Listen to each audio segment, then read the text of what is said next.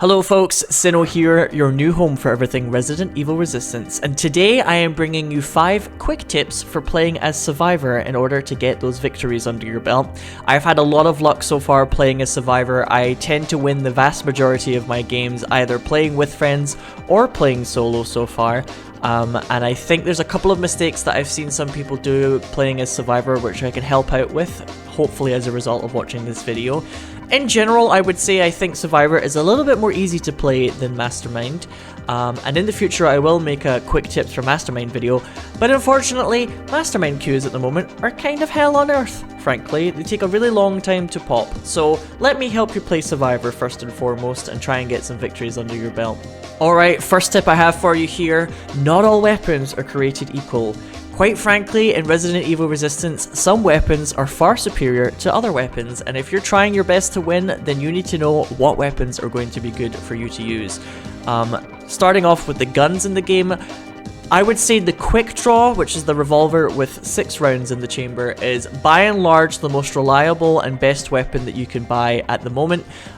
It does a lot of damage, particularly when you get headshot crits on zombies, and it also stuns enemies quite reliably as well, which is very, very important in this game.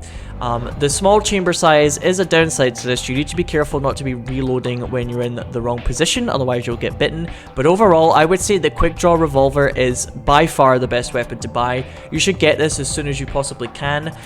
The way that the weapon system works in this game, the better weapons tend to spawn in Area 2 and then finally in Area 3, but you can get lucky with the quick draw and get it very, very early.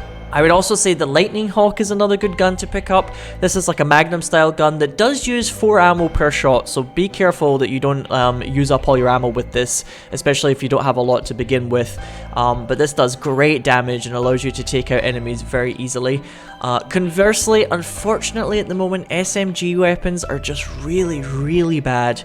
They do very little damage and they completely burn through your ammo stock. So I would really advise against picking these up, unfortunately. I will make a small note here, an addendum, that the Matilda is not a very good weapon for taking out zombies. It's pretty kind of meh at that, but it is very good at taking out cameras. So if your objective for the entire match is to take out cameras as much as possible, especially if you're playing as January, then consider giving the Matilda a shot, because this is really, really good at taking out multiple cameras without having to reload. Also, the shotgun at the moment is a little underwhelming. I feel like the kind of hit detection or the spread for the shotgun is a little off at the moment. It doesn't quite have the oomph that you would expect of it. It does stun quite well. It can be annoying as a mastermind to watch your zombies get stunned by a shotgun over and over, but in general I would say it's not the strongest pickup really here, so stick to the quick draw and the Lightning Hawk if you're trying to play optimally. When it comes to melee weapons are very strong at the moment. They reliably stun zombies over and over and they do loads of damage. Also, it's really easy to maintain melee weapons because if you have a repair kit in your inventory, when a melee weapon reaches 0 durability, if you're holding it, it will automatically get repaired. So they're quite easy to use, but you can't take out cameras with them and you have to get close, so some downsides there, a little bit more dangerous to use. I would say the torch is a decent pickup at the early game, also for some fire damage, and ultimately with melee weapons, the king is the sledgehammer. If you can get the sledgehammer in Area 2, it's very lucky, great pickup, if not in Area 3. If you've got a sledgehammer and a few repair kits under your belt, then boom, down goes a biocore, boom, down goes an armored zombie, boom, open up the exit gates, boom, there's another victory. Sledgehammer, the king. I use it all the time. Pick it up, learn how it works, and learn to love it, because this thing will carry you through games. Moving on to tip number 2, this is just a little crumb, a little bite-sized morsel of a tip for you all out there. When you're in Area 2, if you come across a terminal and you're not currently holding the security card key, try using it anyway, because what this does is that it adds it to your map and also to the map of other survivors that you're playing with. So this is a really nice way for you to scout out the terminals. Usually when you get to Area 2, you'll find a couple of them before you find the security zombie anyway.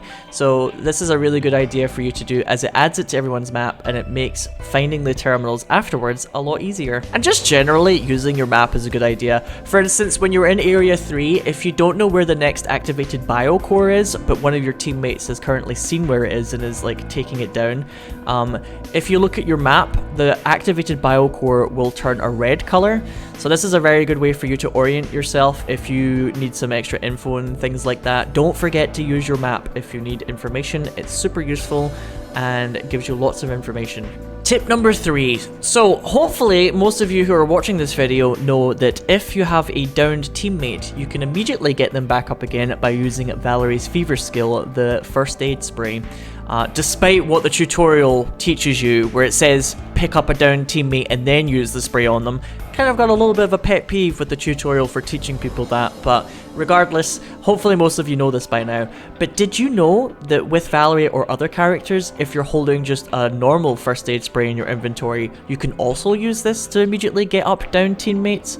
I didn't know this at first and I was flabbergasted the first time I tried it. But yes, if you use a first aid spray on top of a downed teammate, it will also immediately pick them back up again, which can be the difference between a death and getting somebody out of the exit gate in the final area when there's lots of zombies around you and you don't have the time to do the pickup animation, which can take up precious vital seconds of you not being able to shoot at zombies and generally moving around. So if you have a first aid spray in your inventory, try not to use it just for kind of generic injuries. Try and keep using green herbs for that, and save your first aid sprays for either when the group needs healing or in particular when a teammate is downed and you can immediately get them back up again and really improve your chances of surviving. So tip number 4, folks, and this one is very important, so I want you to listen very closely to what I'm about to say. Good? Are you ready? Yeah? Stand in the fucking exit gate when it's ready to open! Good God, the number of games I've had with randos where 3 of us are standing after completing Area 1's objectives and we're all raring to go, and for some reason Tyrone thinks to himself, I think I'll go inside the safe room and buy another green herb. Even though we're all ready to go, it drives me insane. There's no reason for you to go to a safe room and start shopping, because when you go to the next area, you're going to get the next level of shop anyway, which will have better supplies for you, and generally you're just wasting everyone's time sitting out in the open where the mastermind can gun you down with a rifle or a minigun or machine gun, whatever. Please, please, when the objective is done and the exit gate is ready to open, stand in the exit gate so that we can move on with our lives and get the victory, okay? This one drives me particularly crazy with the potato randoms that I get sometimes, and I'm sure some of you out there have been driven crazy by this before. Spread the word, okay? Stand in the exit gate. It's not difficult, people. Okay, now that I've got that out of my system, deep breaths, Sinow. Deep breaths. Let's move on to tip number 5, and this is for those of you out there who have been struggling against Daniel and Annette's B.O.W, the Mr. X or William Birkin ultimate skill that they have access to. And this tip is bring grenades with you. Make sure to buy grenades at the item boxes. Grenades are the most effective way to counter these ultimate abilities, as it allows you to reliably stun them over and over so that the mastermind isn't able to control them very effectively. Flash grenades stun for a little bit longer than hand grenades do, although both of them do provide a stun for you, and this is a very reliable way for you and your teammates to make sure that the mastermind can use these B.O.Ws with impunity, and it's also a good way to get out of a corner if you happen to get trapped in there with them. You can also make a mastermind rage quit if you continue to clown them with grenades, which makes you feel like a bit of a badass, frankly. Make sure to pay attention to the B.O.W's body language though. Mr. X has an ability called Rampart, where he puts his hand over his face that prevents him from getting stunned. If he does this, then his movement speed is slower and you should start just trying to run away in this situation. Whereas with William Birkin, I'm not 100% sure about this, but sometimes William doesn't seem to get stunned for as long as he normally does. This might be something to do with his kind of enrage mechanic or something like that, but in general, grenades are an amazing way for survivors to just completely shut down the B.O.Ws. Some of you might be wondering what you can do against the B.O.Ws for Alex, Yateveo the large plant, and Spencer the disintegration field, I think is what it's called. Against Alex, most of the time the best way to counter Yateveo is to simply not be in the same room as it cannot move. If you do want to kill it for whatever reason, maybe you have a lot of firepower, well, firepower is the best way to get rid of it because it is weak to fire. Molotov cocktails are a good way of doing this. as is the chemical flamethrower. When it comes to facing Spencer, Spencer is a tricky one to go against. Basically, his disintegration field can immediately down you if he spawns it on top of you. So the best way to avoid this is to just be very careful if you think he has it ready of doing any actions that require you to stand still for long periods of time. In particular, picking up downed teammates makes you stand still, and it's an easy way for him to spawn it on top of you. So be very careful of this one, but you can't really do damage to the field, so you just have to play smart with this one.